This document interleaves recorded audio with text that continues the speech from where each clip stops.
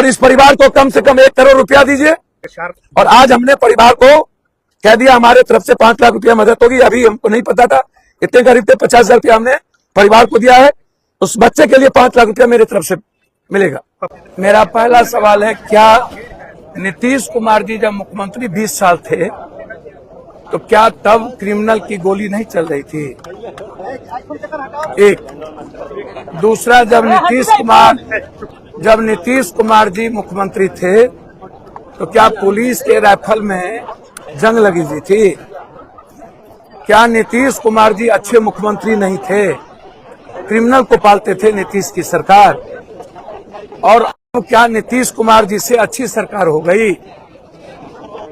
नीतीश कुमार जी जब तक थे तब तक जितनी बड़ी मछलियां, माफिया, जमीन, बालू, शराब, ड्रग्स, गांजा, ये जितने बड़े क्रिमिनल थे सब के सब क्या सत्ता संरक्षित थे?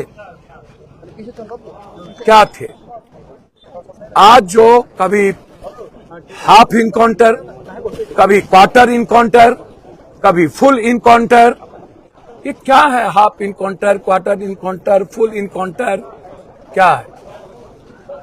इसका मतलब तो साफ है कि नीतीश कुमार जी की सरकार बिल्कुल क्रिमिनल के साये में चलते थे, क्रिमिनल के सपोर्ट से उनकी सत्ता थी। और आज सत्ता में रहने वाले जितने मंत्री बोले हैं कि ये सरकार सिस्टम ने गलत किया, तो या तो फिर मंत्रिमंडल से वो इस्तीफा दे दे गलत किया तो, या नहीं तो सरकार इस्तीफा दे दे। दो ही बात होगी ना। यदि गलत हुआ तो आप स्पीडी ट्रायल करिए, और यदि गलत इनकाउंटर हुआ तो इसको शहीद कर दीजिए। आप कह दीजिए अपराधी नहीं था। जो मंत्री बोल रहे हैं, आपको हिम्मत है यह कहने की, यह स्पीडी ट्रायल करने की, यह एफआईआर लॉन्च करने की? जिसको आपने सस्पेंड किया उसकी गिरफ्तारी आप करिए और स्पीडी ट्रायल करिए, और इस परिवार को कम से कम 1 करोड़ रुपया दीजिए। ये घर कंगाल है। जब उसकी मां रोक रही थी, पैर पकड़ रहा था, खुद ही मां ने समझाया। और बहुत बड़ा बैकग्राउंड क्रिमिनल हिस्ट्री की नहीं है। यदि कोई हीनियस क्रिमिनल होता, शूटर होता, तब समझ में आता कि जरूरत पड़ी। और जो तरीका है काउंटर करने का, क्या इसको लॉ प्रोटेक्ट करता? क्या कानून इसकी इजाजत? क्या जवाब दीजिएगा आप उसके मां को जो 9 महीना कोख में रखा? आप जांच करा दीजिए न्यायिक।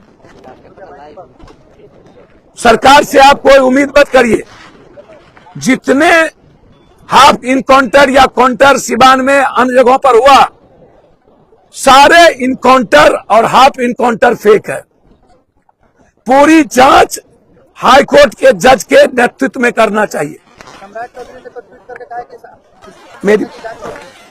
मेरी बात तो समझिए, तो करा दो ना, आप ही करा दो। इस प्रदेश का मुखिया ने तो बहुत बात इसके बारे में कहा है, और यदि कहा है जांच होगी तो उनको बोलिए पहले एफआईआर तो हो उस पे जिसको आप सस्पेंड किए हो, और वो जेल तो जाए जिसने गोली मारा है। और यदि ये अपराधी नहीं थे तो शहीद का दर्जा दे दो इनको, और 1 करोड़ रुपया दो। सबसे ज्यादा इन लोगों ने तो एनडीए की सरकार बनवाई है। जो बनवाया उसी को मरवाए, और न्याय अभी तक नहीं। 3 दिन हो गए। हमने कहा है कि पूरे परिवार को धन मन तन, जरूरत होगी तो हाईकोर्ट और सुप्रीम कोर्ट में पीआईएल फाइल करेंगे, और हम जज साहब से आग्रह करेंगे इस बच्चे की पूरी न्यायिक जांच हो, और अभी तक जो लगभग फेक इनकाउंटर हुए हैं उसकी भी जांच हो। पीड़ित परिवार का केस हुआ है, 64 लोग और केस हुआ है। जब आंदोलनकारी आंदोलन कर रहे थे तो उसकी मां को मारा गया, उसकी भाभी को मारा गया, उसके परिवार को मारा गया और समाज के बच्चों को मारा गया और एफआईआर भी लॉन्च किया गया। एफआईआर उन पर नहीं हुआ जिसने गोली मारा, एफआईआर उन पर हो गया जो न्याय के लिए गए, जो न्याय के लिए भीख मांगा। इसीलिए इस सरकार से और बड़बोलेपन मंत्री से उम्मीद मत रखिए। हम वादा करते हैं कि इनकाउंटर के मुद्दों को लेकर हम हाईकोर्ट जाएंगे। पप्पू जी, घटना के चार और आज हमने परिवार को कह दिया हमारे तरफ से 5 लाख रुपया मदद होगी। अभी हमको नहीं पता था, इतने करीब थे 50,000 रुपया हमने परिवार को दिया है। उस बच्चे के लिए 5 लाख रुपया मेरे तरफ से मिलेगा। पप्पू जी, घटना के 4 दिन बीत गए। आज मुख्यमंत्री सम्राट चौधरी के द्वारा इसकी न्यायिक जांच की बात कही जा रही है। बोला गया है कि रिटायर्ड जज जो है हाईकोर्ट के, उनके अध्यक्षता में इसकी जांच कराई जाएगी। 4 दिन के अंदर क्या लगता है कि सबूत जो है पुलिस के खिलाफ मिलने वाला था वो क्या रह पाएगा? आपको लगता है क्या इनके मोबाइल के सबूत मिटा दिए गए होंगे जिनके चलते इनको मरवाया गया, जिन गलत लोगों के खिलाफ ये बोलते थे, और लगभग सबूत मिटाने की कोशिश की गई होगी। तो आप टीम गठन कर दीजिए ना।